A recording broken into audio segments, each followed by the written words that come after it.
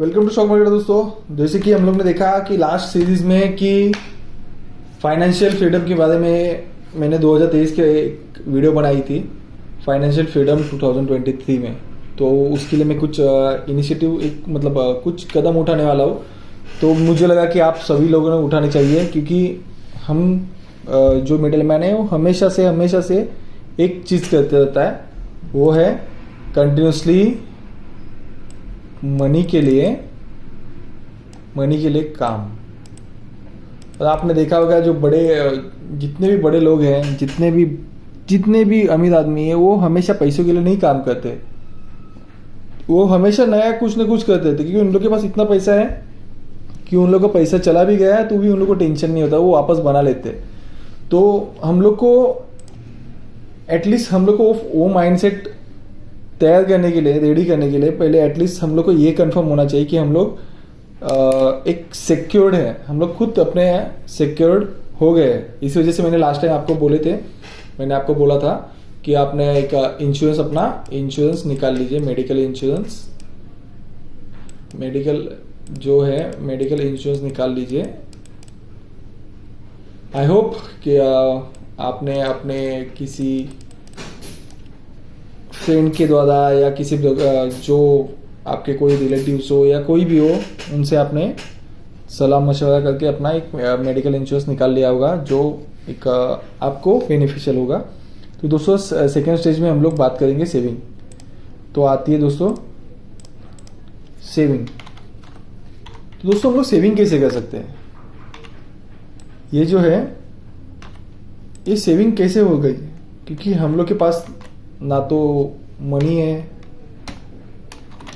Okay, क्योंकि हम लोग के पास लिमिटेड इनकम है जो आती है सैलरी बेस पे। तो सेविंग कैसे होगी?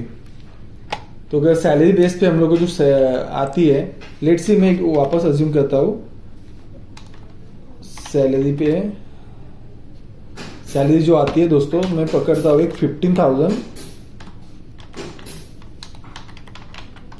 15,000 हमारी सैलरी है, ओके। लेकिन हम लोग उसमें क्या कर सकते हैं? 15,000 अगर सैलरी है, ओके, 15,000 सैलरी में दोस्तों हम लोग फर्स्ट ऑफ ऑल जो हमारे डेली नीड है, जितने भी डेली नीड है उसको एक्चुअली सबसे पहले कम करना पड़ेगा। मतलब जो हम लोग बाहर जाके जो फास्ट फूड खाते हैं, इधर कुछ बाहर से जो कुछ मंगाते हैं, जो एक्चुअली ज़रूरत है या नहीं है, या आप डिसाइड कर लीजिए। लेकिन अगर आप फास्ट फूड जो खाते हैं उसकी जगह पे आप अपने घर का अगर बना हुआ खाना खाएंगे, तो ना आप बीमार होगे, ना किसी के ऊपर निर्भर रहोगे। मतलब अगर बीमार हो गया तो किसी के पास से पैसा मांगना पड़ेंगे, इधर उसको रिटर्न भी देना पड़ेगा। तो हम लोग ऑलरेडी उस दलदल में अटक जाएंगे। इस वजह से आप अवॉइड करना है, आपको अवॉइड फास्ट फूड। अगर पॉसिबल है तो दोस्तों आप प्लीज़ अवॉइड कीजिए। आइदर आपके पास ऑलरेडी अगर अच्छी खासी इनकम है तो आपकी जैसी आपको लगे आप अपने हिसाब से कर सकते हो। बट मैं मोस्टली फास्ट फूड अवॉइड करता हूँ, क्योंकि फास्ट फूड से ना ही सेहत खराब होती है ओनली, और अच्छा खासा एक पैसे पे भी ज़्यादा इफेक्ट आता है, क्योंकि मुझे तो आता है एटलीस्ट, ओके। तो फास्ट फूड अवॉइड करना है। देन उसके बाद जो होगी वो हम लोग को सेविंग करनी है। वो सेविंग कहाँ करना है दोस्तों?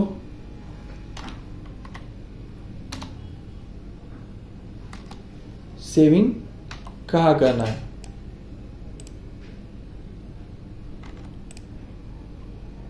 अब सेविंग कहाँ करना है हम लोग को दोस्तों? तो सेविंग हम लोग को करना है, मैं तो कहूँगा कि आप अगर देखोगे कि सेविंग आपको उस जगह पे करना है जहाँ पे आपको हम लोग को उस जगह पे करना है जहाँ पे हम लोग को इंटरेस्ट रेट हाई, जहाँ पे इंटरेस्ट रेट हाई हो, ओके। तो इंटरेस्ट रेट कहाँ पे हाई ज़्यादा है, आप सभी लोगों ने देखा होगा, इंटरेस्ट रेट बहुत जगह पे मिलता है सब लोग कहते हैं स्टॉक मार्केट, बट जब तक हम लोग को पता ही नहीं स्टॉक मार्केट, तो उसके लिए मैं स्पेशली अभी आपको रिकमेंड तो बिल्कुल नहीं कर रहा हूँ और ना ही करना चाहता हूँ। तो आप अपने फिर भी आप अपने हिसाब से एक बार देख लीजिए कि बैंक में कौन सी अच्छी बैंक आपको इंटरेस्ट रेट देती है, क्योंकि वो एक हमेशा जो अपने पैसे हम उसको जब भी चाहिए तभी निकालना चाहते हैं, और जब भी चाहिए हम लोग को, जब भी यूज़ है तभी उसको हम लोग को अगर चाहिए तो वो हाथ में आनी चाहिए।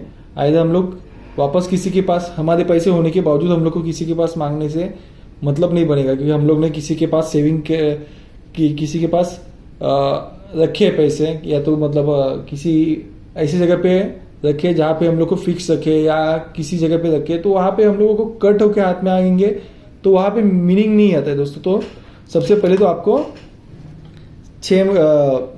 बैंक एक बार देखना है, बैंक में कौन से बैंक में अच्छा, अगर हम लोग को इंटरेस्ट अच्छे मिलते रहेंगे तो वहाँ पे भी रखने के लिए कोई टेंशन नहीं है। बट यहाँ पे बैंक में हम लोग को ज़्यादा इंटरेस्ट रेट नहीं मिलता है। उसके ऊपर मैं आपको एक दिखा देता हूँ कि बैंक में ज़्यादा इंटरेस्ट रेट नहीं मिलता है, तो आप देखोगे तो अगेन शेयर मार्केट में भी अच्छे रेट मिलते हैं।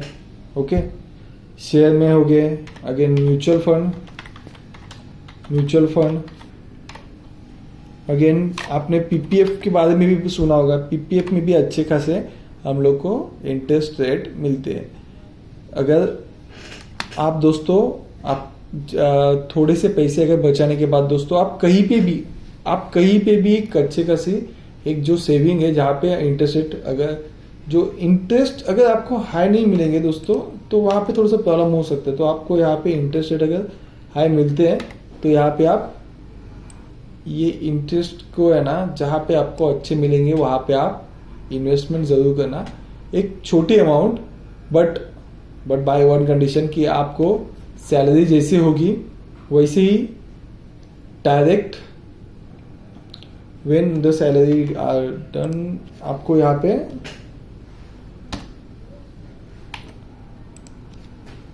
आपको सैलरी अगर हाथ में आने के बाद यहाँ पे आप